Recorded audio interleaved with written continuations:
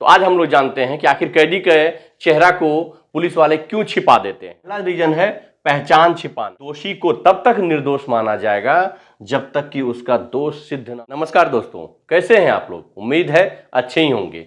आज जिस टॉपिक को मैं डिस्कस करने जा रहा हूं वह टॉपिक एक छोटी सी बच्ची की तरह पूछा गया था कि अंकल क्यों जो कैदी को प्रोड्यूस किया जाता है कोर्ट में या ये मीडिया के सामने में, तो उसका मुंह को कवर क्यों कर दिया जाता है।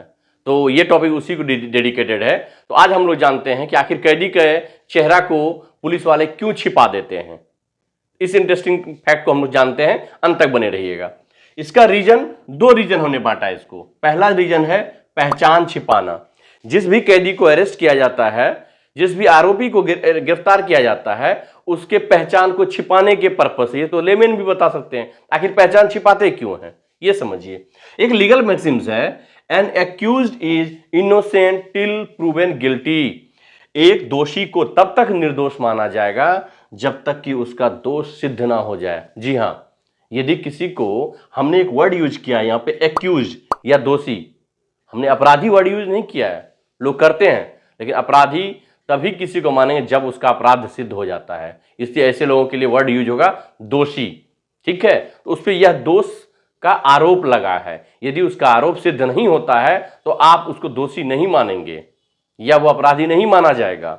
यदि मान लीजिए आज किसी को मर्डर केस में फंसा दिया गया है और कल 2 साल 4 साल बाद पता चलता है कि वो मर्डर तो किया ही नहीं था, उसको फंसा दिया गया, तो क्या उस आदमी ने, जो उस व्यक्ति ने अपना गरिमा बना रखा था समाज में, जो सालों साल तो पुरखों ने उसके जो आइडेंटिटी एस्टेब्लिश की थी उस परिवार का, उस परिवार के साथ साथ उस व्यक्ति का भी आइडेंटिटी क्या होता है, वो हैम्पर होता है। सब लोग उसे उसी दोषी की निगाह से देखते हैं।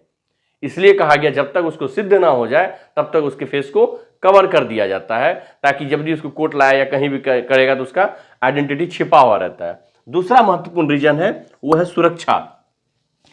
उस दोषी के या कैदी के सुरक्षा के पर्पज से भी उसके फेस को कवर कर दिया जाता है।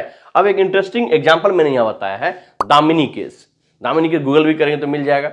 दामिनी केस बहुत ही कुछ साल पहले की घटना है, जब दिल्ली में पूरा मास पर जो है जंतर मंतर पर उतर गया था विद्रोह पे, या कैंडल मार्च भी किया गया था। एक दामिनी जो कोडेड वर्ड है, नाम दिया गया था, उस बच्ची का रेप जो हुआ था, रेप होने की वजह से जो भी दोषी थे उन लोगों को 30,000 में प्रोड्यूस किया गया।